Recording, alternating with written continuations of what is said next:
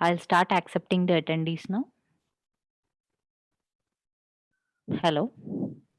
Sure, sure. Go ahead. Go ahead. Yeah.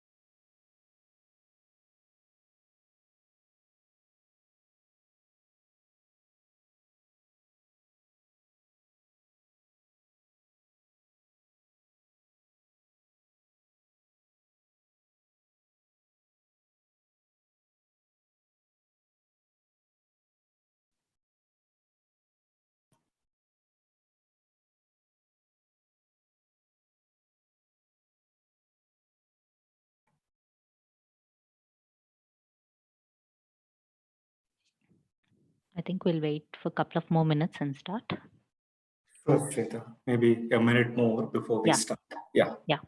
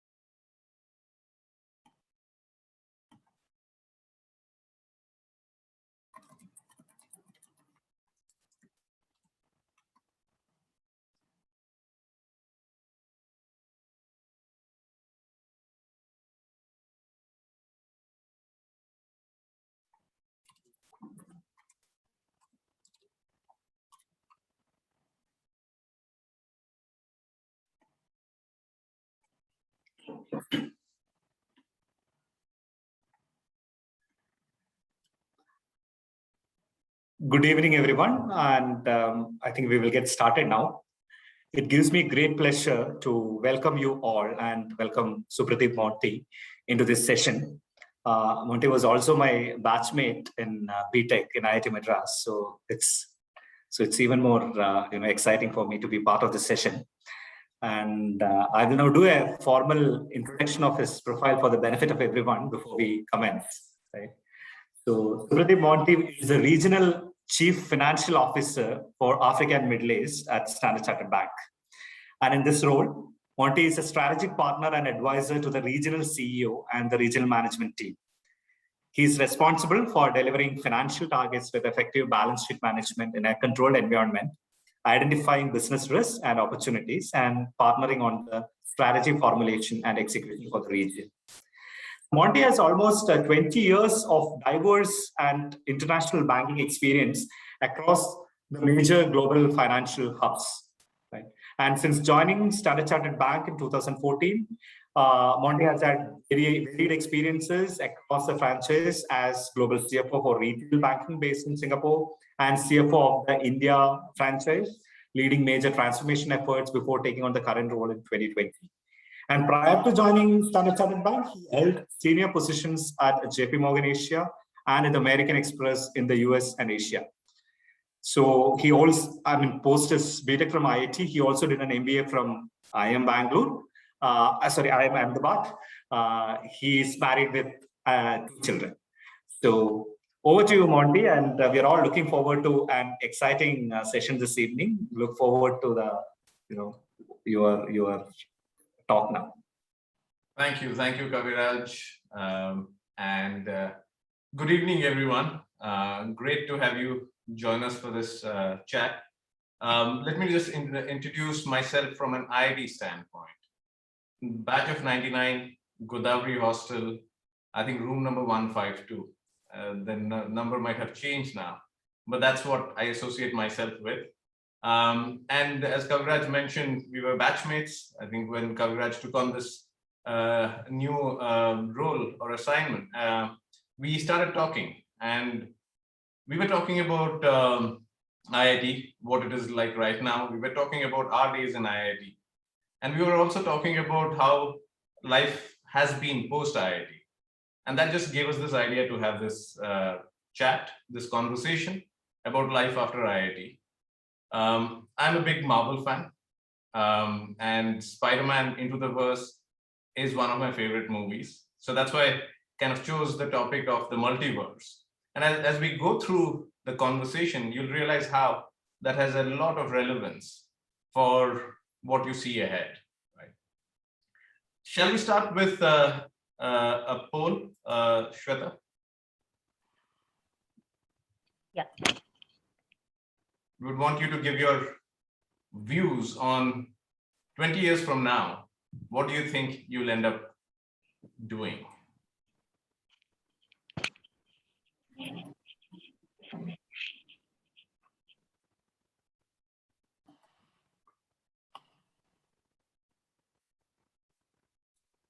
just take a few seconds for that.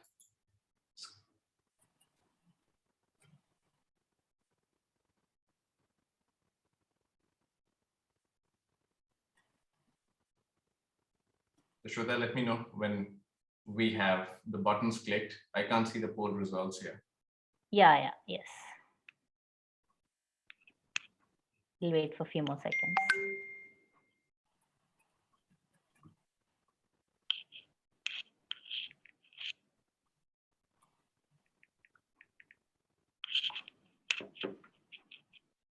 Yeah, I think we have received 80% votes. I'll close this here.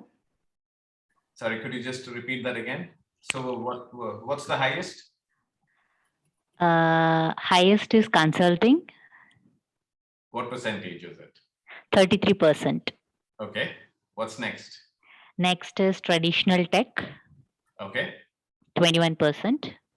Got it. And next is fintech or crypto. Okay. And Next is academia. got it. So, Yeah. so I think it's kind of concentrated within those areas.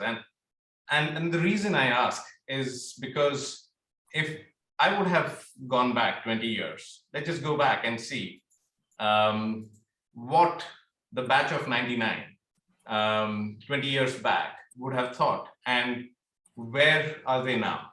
So look at 99, engineering students all living in the same hostel environment, going to the same mess, having similar thoughts and similar exposure. And if you would have done a poll at that point in time, the results would have been very similar. You would probably see traditional tech more up there, consulting out there, and crypto, fintech, all of that might not be there at that point in time. But broadly, academia also would feature there. Now, where are they? Where are we all now? It's a wide range of situations all of us are in right now. Some in banking, some OTT content, Netflix, you'd realize that consulting absolutely there. We have a batchmate who's now a motivational speaker.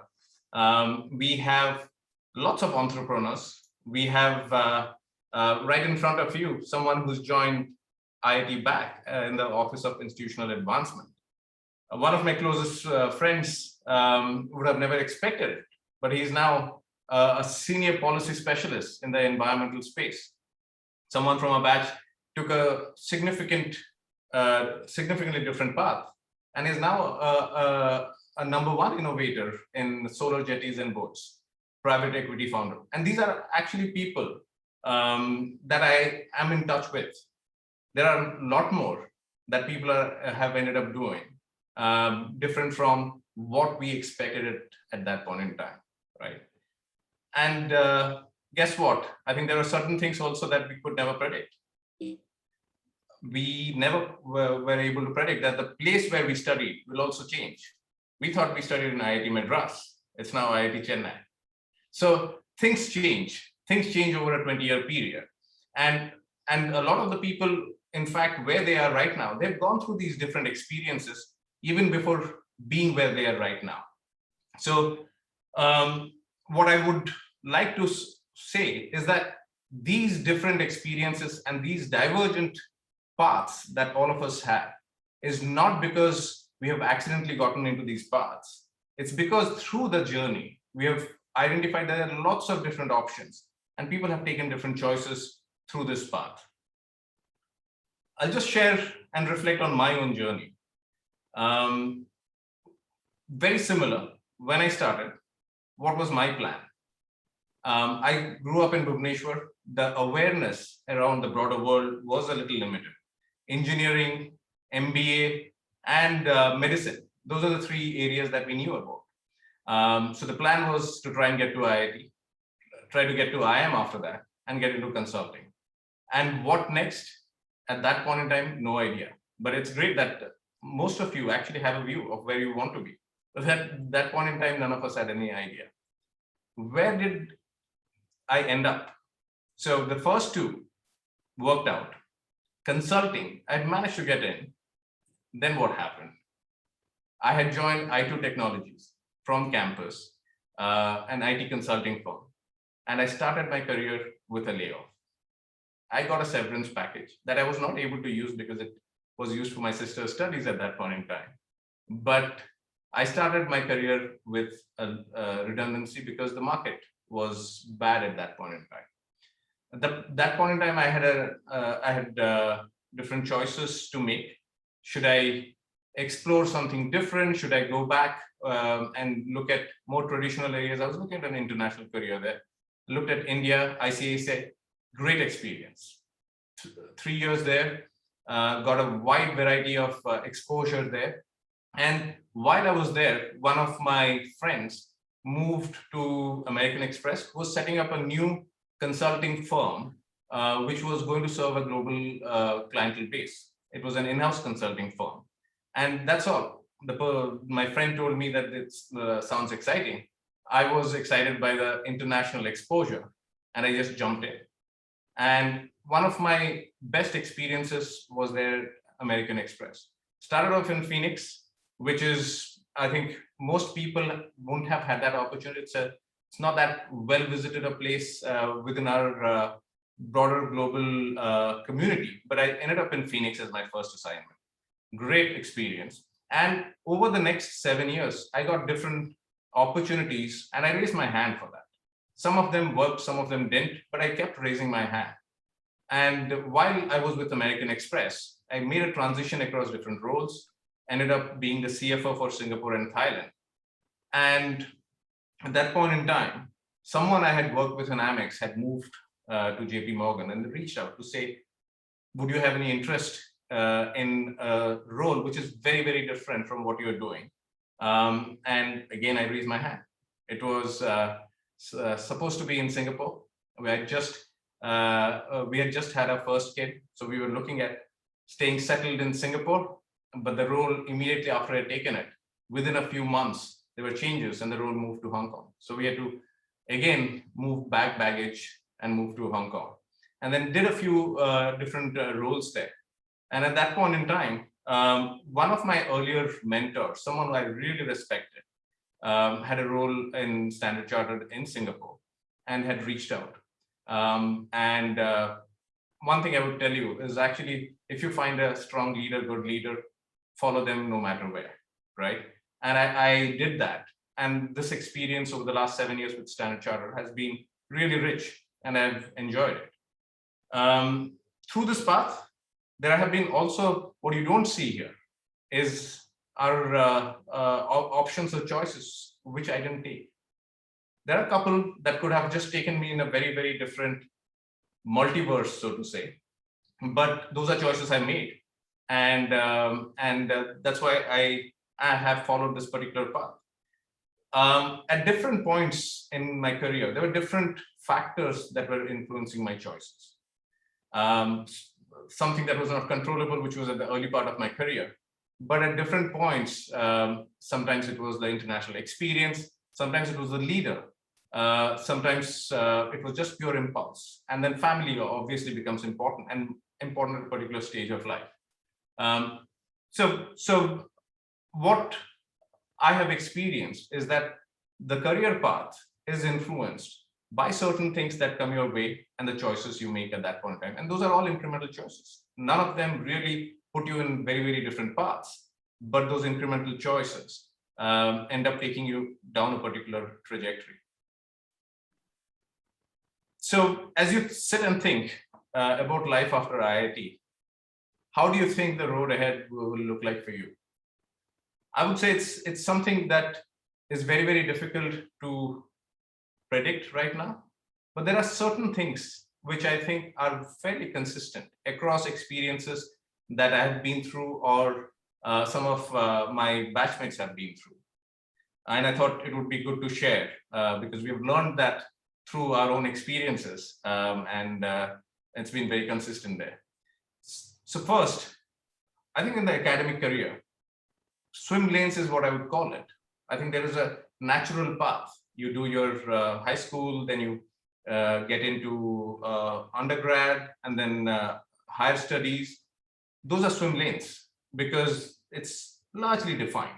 And And there are also definitions of who is ahead and who is not at that point in time. There are grades, there are ranks that define that. So I would define, I think, the academic part, not just for IIT, but any academic experience is within a swim lane. But once you're out of it, it's actually entering an ocean of options. Some people are going in one direction, some people are in a different direction. There is no ranking, grading at that point in time. Those are essentially individual choices that people end up making and taking different paths. And the options that you have will keep expanding. The world is changing. As you mentioned right now, I think 20 years from where we started, I think as we did the poll, crypto, fintech, all of these started coming up. In the 80s, I think the most valuable companies would have been cars, oil companies. Then you started having technology companies becoming more and more prevalent and bigger. And now you have a whole range of new unicorns coming through. Who knows which one is going to really become the next largest company? So the options keep evolving, and it will, and the evolution will happen much faster now. In the 80s versus 90s versus 2000, I think that if you look at the trajectory of change, it is becoming more exponential. And that's something that one has to keep in mind and expect. As I was saying, grades and rankings.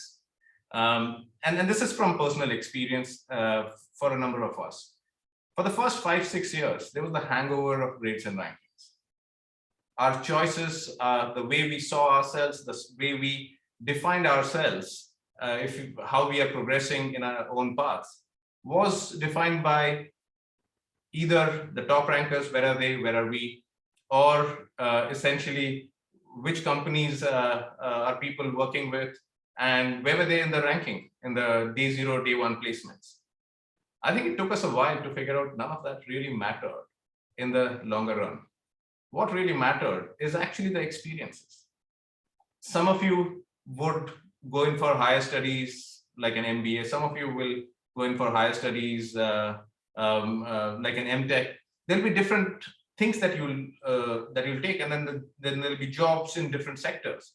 But within each, there is a very, very detailed level of experience that you'll be looking at. The specialization you take in the higher studies, the particular role that you have in a company, the number of, the kind of people you work with in those areas, all of that will make a real difference. And the grades and rankings that we were holding on to from our campus days, I think that's something we had to let go of fairly quickly. As I've said before, I think the path ahead will be defined by the choices, right? The incremental choices. One thing I would want to just share is that people have made choices, and I've seen that people have reacted differently to how the choices have ended up. Sometimes it would work out the way you want it to be. Sometimes it would not. But no matter what choice you take, it is taking you ahead. So I would say when one makes a choice, never look back and regret. I would say look back and reflect, but never look back and regret.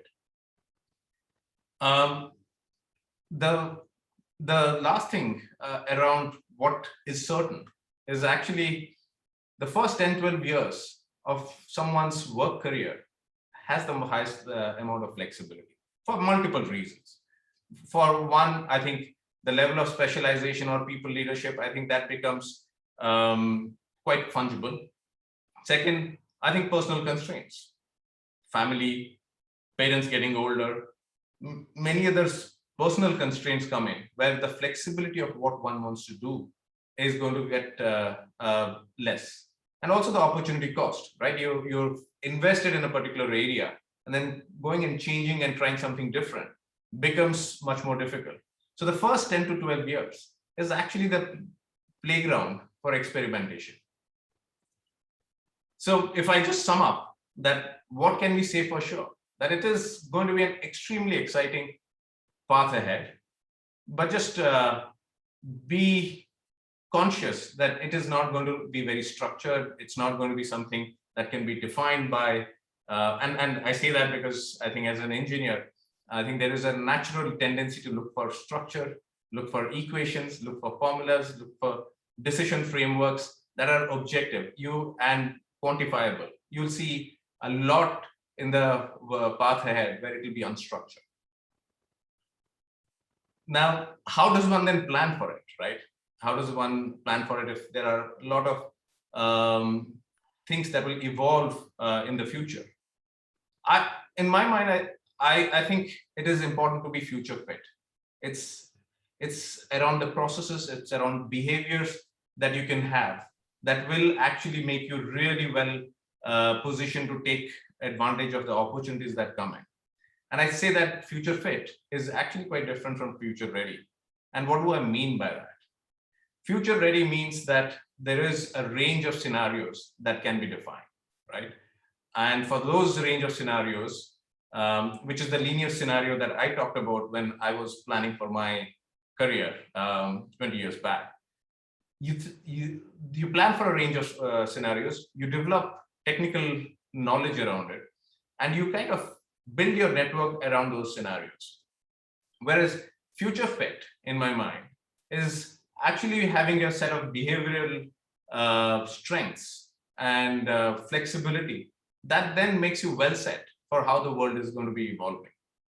Some thoughts around it, I think I've laid out a few, but the most important ones, I would say, first, and the first section, the first few ones that you would see there are the ones that talk about your own process. How do you think about your yourself, and how do you plan for yourself? And the last few ones talk about how you position yourself and get the maximum out of your ecosystem. So the most important is to embrace ambiguity. I'm sure wherever you are and I think some of you are in your post-IIT phase right now. Wherever you are, you would come across many instances where things are not defined, right? You have taken on a role, you've been given an assignment, but that assignment is not well defined for you. You have essentially different options in front of you. You don't know how those options compare with each other. So that ambiguity will exist. Embrace it. I would say be more decisive, take intuitive calls, but remember that there will be ambiguity all through.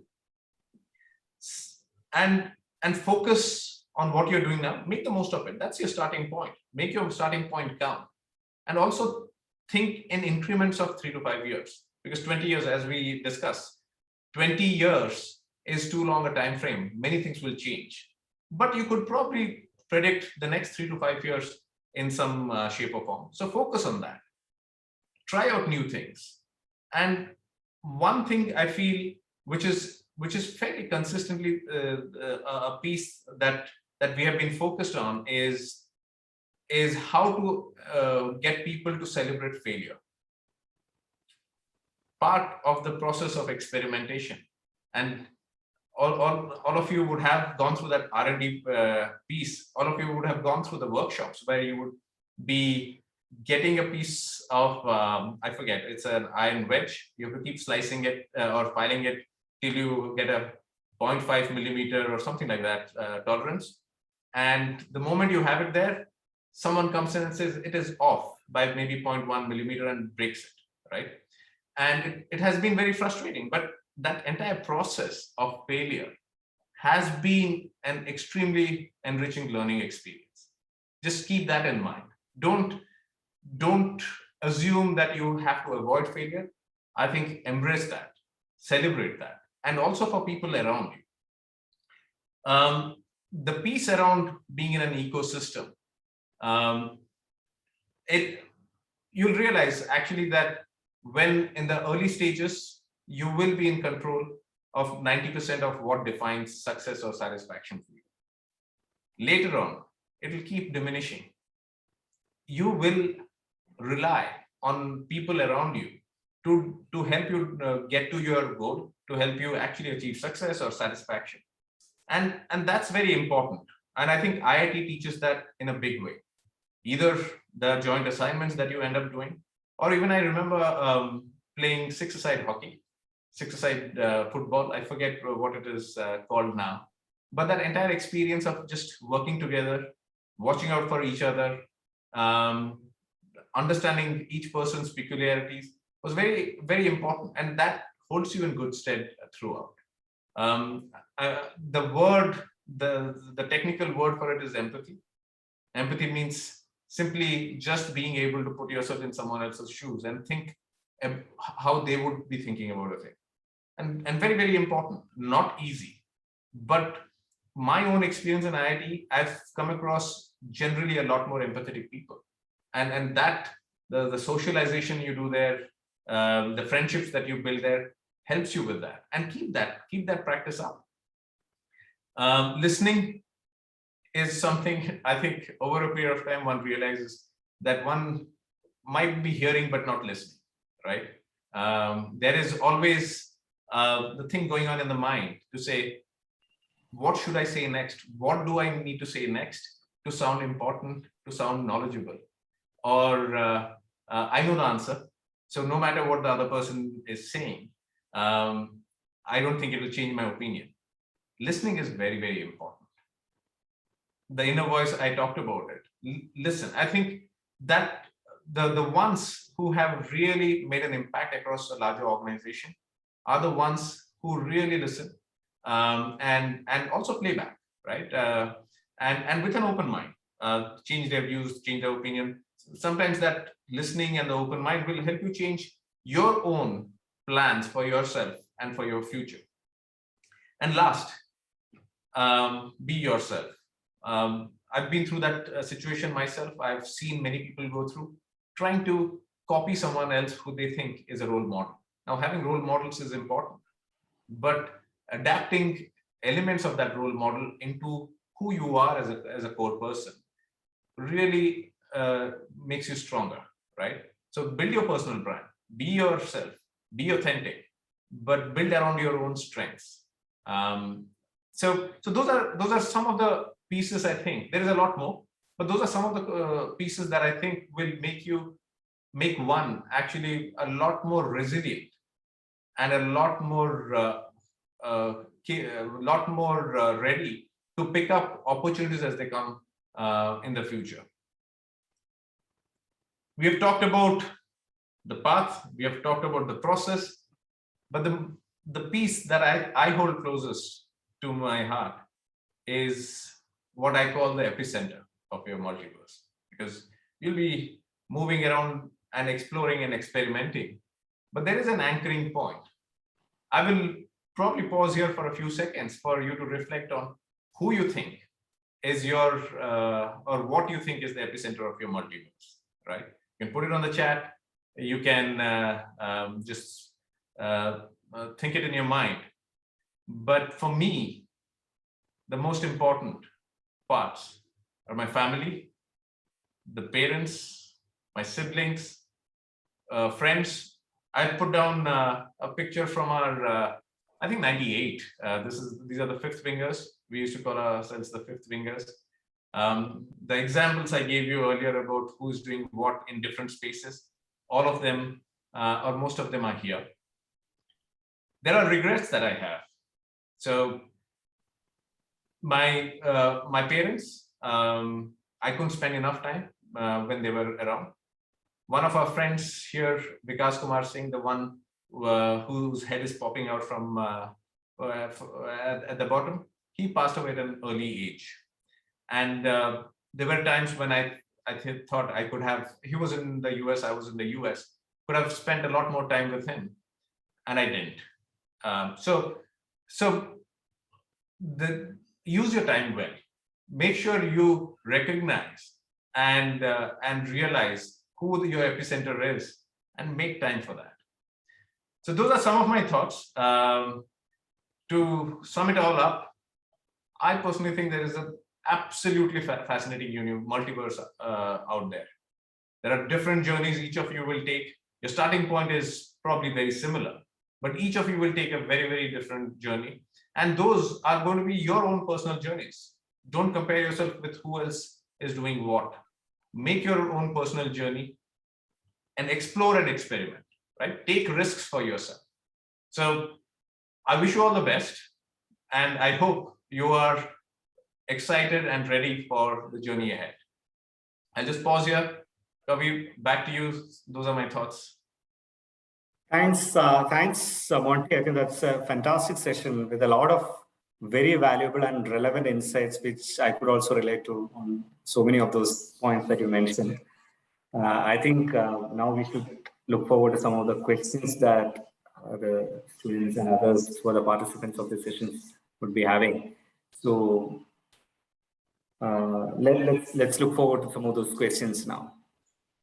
Hello, sir. We have a few questions with us.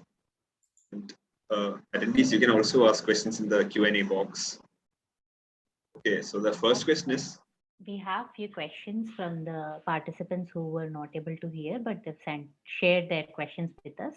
We'll start with those questions. Abhinav will start with those questions, and the attendees can also ask their questions in the Q&A session or chat session.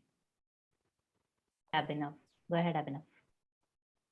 okay, sir. So the first question is, as a student who dreams of a career that positively impacts the society as a whole, a corporate job seems like the farthest option. Do you agree? I think there are different ways in which one can actually make a difference to society, right? A corporate job, I think there are areas within a corporate job where you see a direct impact, and depends on how you define which corporate you work for.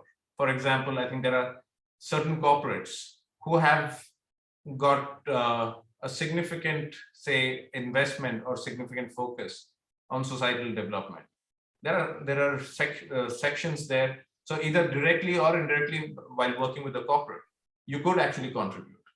When I think about, say, the banking space I'm in, Standard Chartered Bank, I think for us, a net zero, for example, is an important part of our strategy. And one of the things that we are doing is, because of the space we are in a position to start pivoting and helping people move from, say, fossil fuels to sustainable.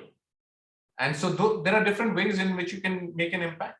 I personally think there are corporate and non-corporate roles. There are many different opportunities, and one just needs to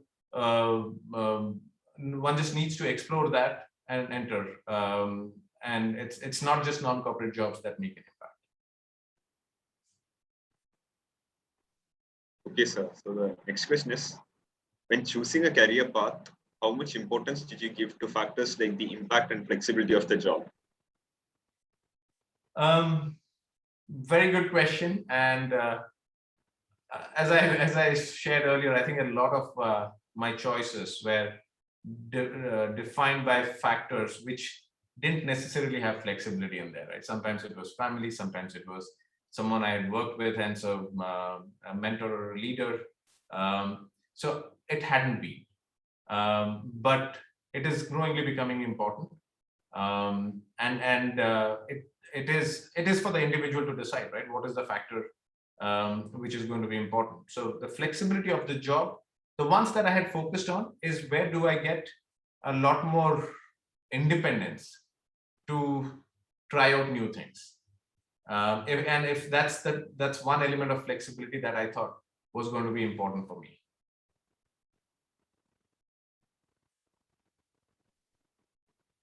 Okay, sir. So the next question is a much more general version of the same question. What should we look for when we are choosing a career? What should you be looking for when you are Choosing a career. Choosing a career, right? So in my mind, I think there are different parts of a career path that you choose, and the career kind of happens as you make those steps, right? So as I was saying, I think about your next 3 to 5 years, and think about, say, what really excites you. Is it, for example, are you an analytical person who wants to do a lot of research? And then there are different types of careers for that. If you're someone who likes working with people, then there are different types of career there. But what I would suggest is actually think about what is your passion, right? What at any point in time, and that can keep changing. So, and that's how when you evolve, you keep making those incremental decisions. But as you know yourself, what excites you? If an international exposure excites you, then choose your careers accordingly. If as someone mentioned, I think making an impact to the society is something that really clicks with you, then choose go for roles that give you a direct impact there. So it's very individualistic, but go for what your passion is. And your passion is what your passion is going to be over the next few years, because each of us will keep evolving over a period of time. Yes, sir. Okay, so the next question is, could you please speak about the works you did in banking? This is to get an idea about the banking sector. Okay, that's one of the easiest questions, so I'll go straight for it. So I started my career in ICICI Bank, where my first role was actually looking at the small and medium enterprises and actually being a relationship manager for them. Subsequently, I tried out risk management. Risk management is a space where we were looking at credit quality of different assets, different lending that we were doing, and looking at also how the industry is evolving, and should we be actually taking bigger risk or less risk in certain parts of the industry. So that was risk management. Subsequently, I went into something called corporate planning and corporate development. This was with American Express. Corporate planning, corporate development is where you build longer term strategies for a bank. And you build a 5-year plan or financial plan based on that. You define where the industry is going to move. You define where the client segments and their behaviors will evolve. And then you define financial plans and accordingly take calls on where to invest and where not to invest. Subsequently, or maybe it was before that, did business transformation. You look at an entire banking process or banking business, and then you look at different ways in which you can either increase revenue or different ways in which you can reduce costs, so that you turn around or transform the entire business model.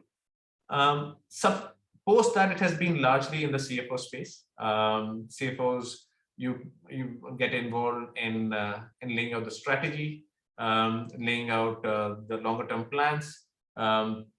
People leadership became a big part of it, and also regulatory interactions. So because banking is a regulated industry, one has to have a lot of interactions with the regulators. There are certain guidelines you have to meet. There are certain expectations and rules, policies that one has to adhere to. So having those regulatory interactions. So there is a wide range of things that you could do, but it ranges from, say, more strategic elements. It could range to right now, I think the tech development and capability development and digital banking, those are essentially evolving as big areas within the banking sector, and also sustainable finance.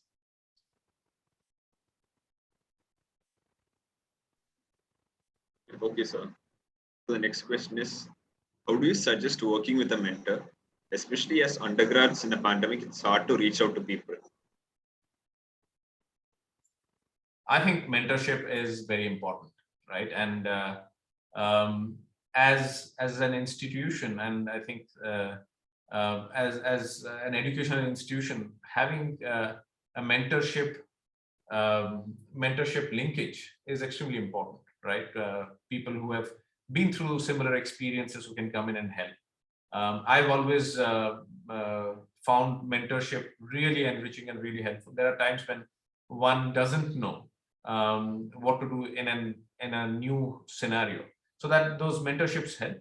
I think we need to set that up. And what has happened is because of the pandemic situation, people have become a lot more comfortable connecting more virtually. So the options and ability uh, to actually build these mentorships virtually, you don't need to necessarily go and meet someone, have a coffee, and build a mentorship relationship.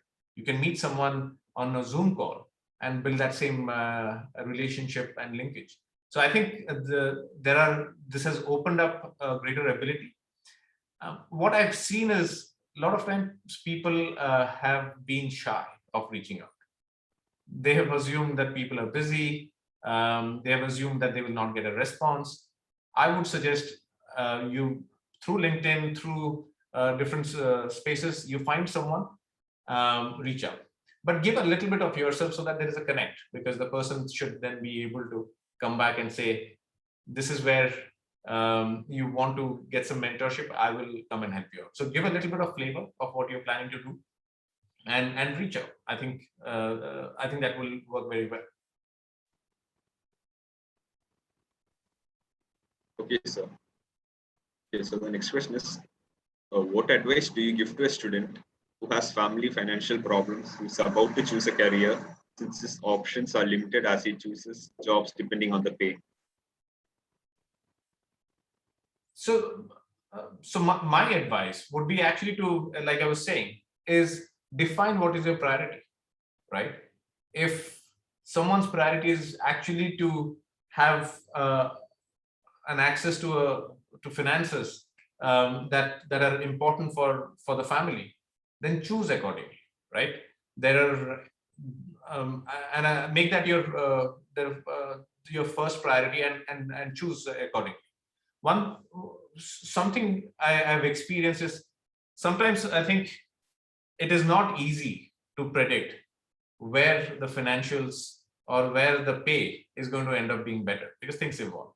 So I think keep that in your consideration set, but also still keep adding the fact about new experiences. What gives you a lot more flexibility? What gives you a lot more options to move into different sectors? Now, the pay part of it, you can clearly define. I think different industries, different jobs right now, actually the pay levels, as you grow within those spaces, have become very, very attractive. Be it, say, the fintech sector, be it, say, consulting or academia, everywhere, I think the level of pay has gone up.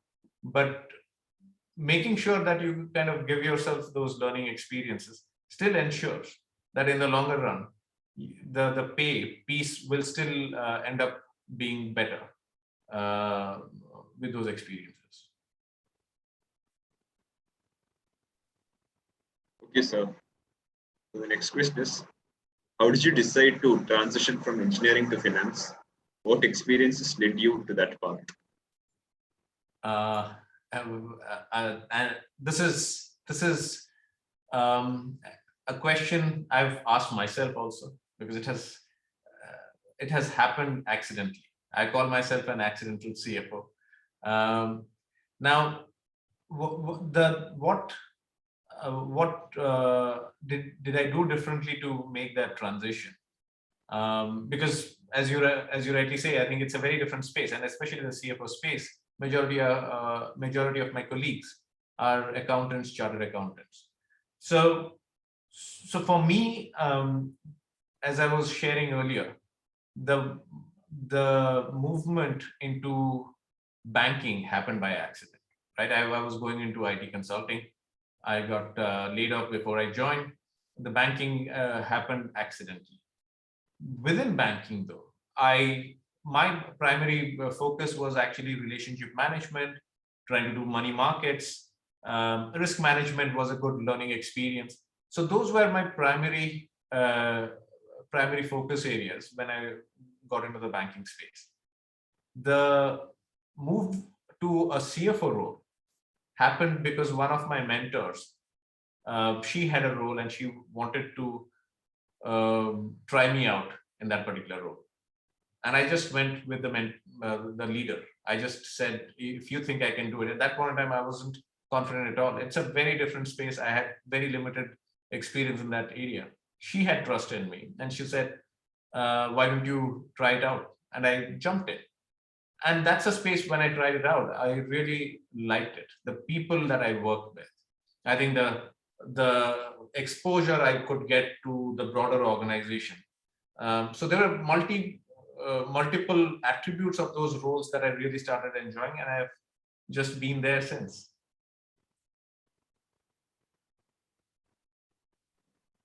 Okay, sir. Okay, so the next question is, how do you manage to take decisions without emotions? As in, like, when you know your values and the organization's values are not aligned, how do you take decisions then? That's a tough question, very tough question. So whoever asked that, kudos to you. And I can't imagine myself asking this question 20 years back. Right? I kind of realized some of these questions only after 10, 15 years of experience. So I think one has to differentiate between what one feels are views versus very, very core values, right? You will come across situations where your view on how a certain thing needs to work is going to be quite different from either your manager or people you work with. And those situations are what I would call a situation of differences or diversity in the organization, right? There are different people coming from different backgrounds, thinking very differently. So there will be differences of points of views. One needs to differentiate that from a situation where the core values that you stand for, there are things happening in the organization that doesn't go along with it. I think the first one, and it's not easy to differentiate. I think when there are differences, one ends up feeling that this organization is not meant for me. I would suggest that you actually think hard and differentiate that. The first one, where there are differences in points of views, I think is a very healthy situation, because you don't want people of all the same type and same thought processes coming together and deciding in only one way, right? You want people with very, very different views coming in so that you get a better outcome. The second one, where you're having thought through, you really feel that it is not working. And I think there are examples, right, where you think you would want to try new things, you put in your best foot forward, but you get pulled up for trying and failing. And I think failing is something that is a learning experience, and one should support people through that. So if those are the kind of core values where there is a difference, I think the multiverse has got lots of opportunities and options, right? It's time to, and I think you guys will be ending up with so many more options than any of us had. It's time to take the next road, right? Just find your next road. Yes, sir. Okay. So the next question is, how should someone manage a difficult boss or management? How should someone, sorry, could you just repeat that? How should someone manage a difficult boss or management? Yeah, I mean, at the end of the day, bosses are people, right?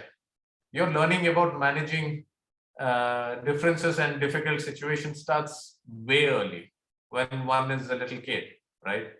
There are, I've got kids, and we go through these situations where I think there is something good, something to be done, which is good for the kid. The kid has a very different point of view, right?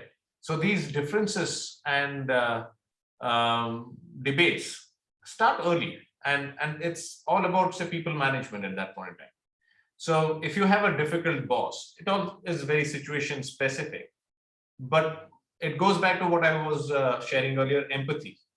So start by, one might end up feeling victimized when something happens with the boss is in a position of power, but you actually can get a lot more in control of the situation if you start by first thinking about, where is the boss coming from, right?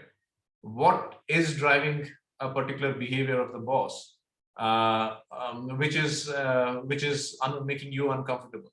So I think start with that. Second is candid conversations, right?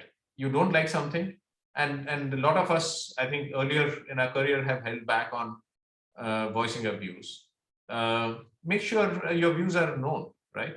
And there are good ways and bad ways in which one can say it. One can say it in a good way and let your views be known.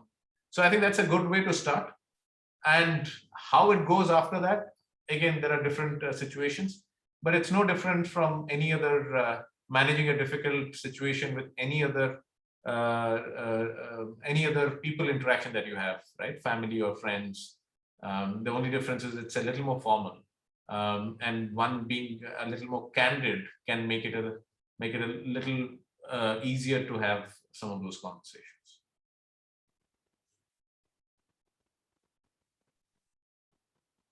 Yes, sir. Okay.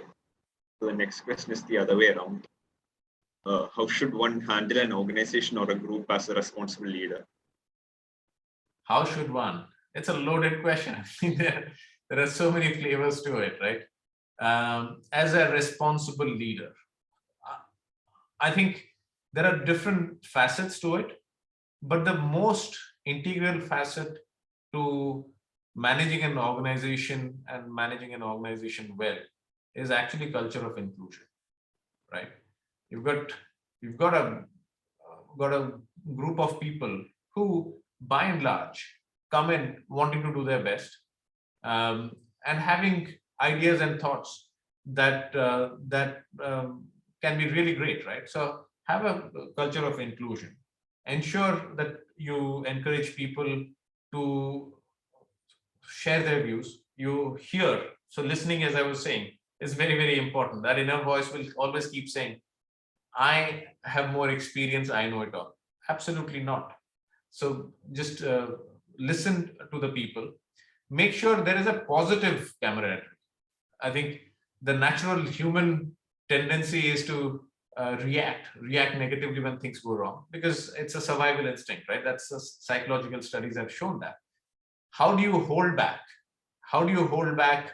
How do you encourage people, support people during difficult times? I think those are going to be very critical tenets of a good leader.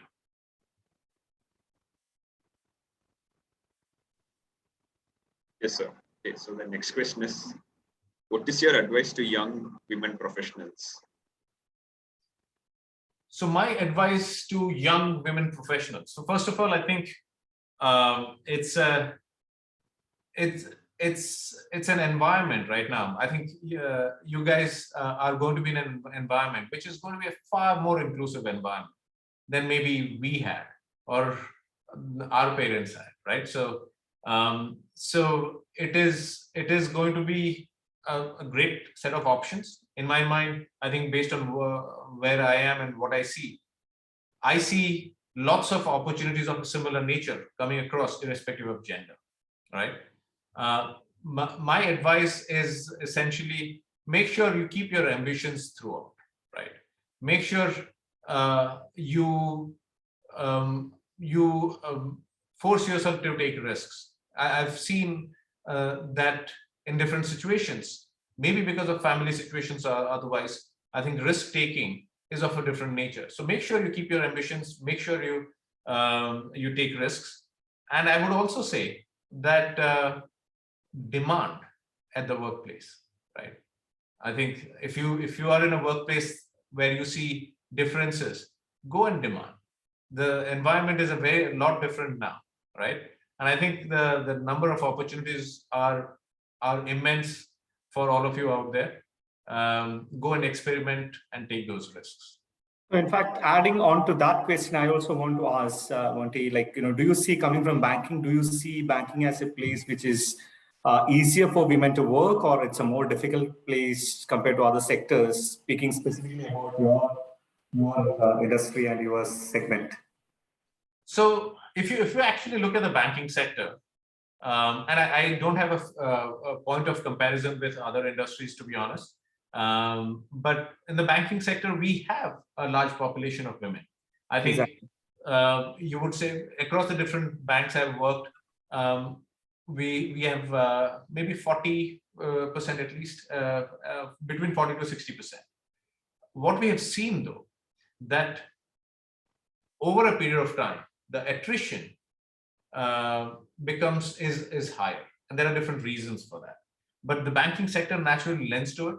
And what we have also realized right now, and Standard Chartered Bank, and I'm sure a lot of other banks, we have gotten into this hybrid working arrangement, where people can choose. The pandemic has taught us that work can be done from different places. You don't necessarily have to be in office at 9 a.m. to get a piece of work done. You can remotely work with flexible hours as per your own requirements to get to the same outcome. So I think that flexibility has gotten enhanced. Pandemic has shown us that is possible with a higher level of flexibility, and I think that's going to make it easier for a lot of people. Sure. Yes, sir. So the next question is, how can someone market oneself for bigger roles inside an organization?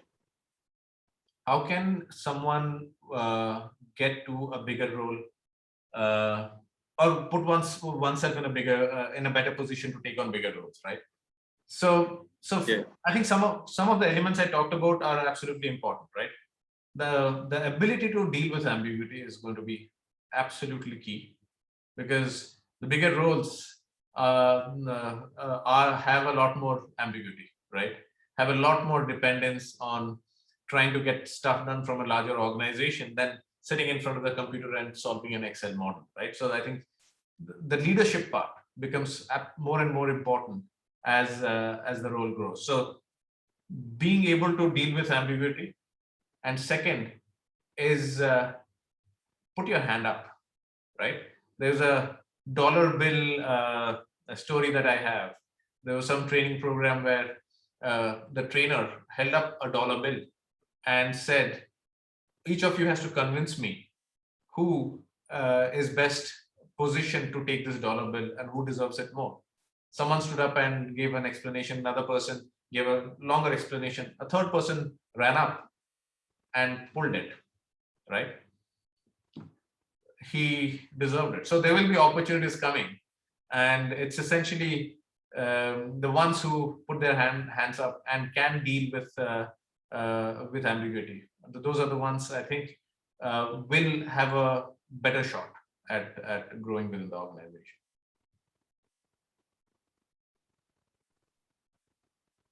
Yes, sir. So the last question: what role does luck play as a factor in someone's success and failure in the multiverse? Luck, right? Yeah. So luck plays a big role. Yeah. Luck plays a big role. But luck plays a big role in I think switching your direction in a particular part of the multiverse. The multiverse is defined such that you then, wherever you are pointed, where do you go from there? I give my own example. I started my career with a severance package, right? Which I couldn't even use.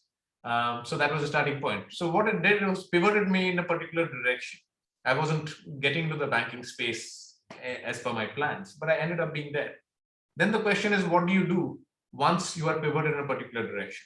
Then you have many, many different paths to take. So I think luck does play a part, but the luck plays a part in pointing you in a particular direction.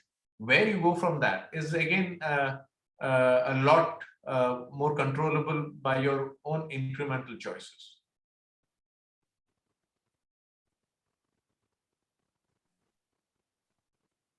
Yes, sir. So that pretty much wraps up the Q&A session and the event. Okay, so on behalf of the team, I thank Mr. Subhradeep Mohanty for taking time out of his busy schedule for this talk. I'm sure that it was very helpful for everyone. Thank you, sir. I also thank everyone who attended the session. Thank you all. That's it. Thank you, Abhinav,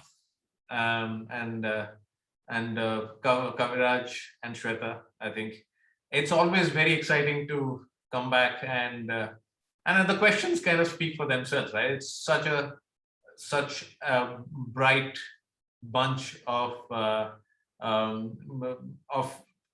people that I'm interacting with. So it's always very exciting to come and speak to all of you. So thank you for the opportunity to have this conversation. Thank you, Monty, for doing the session today. Thank you, Abhinav and Shweta, for hosting the session so well. Thank you, everyone. Thank you. Thank you all. Hope you all have a good evening. Good evening. Happy weekend. Thanks. Bye-bye.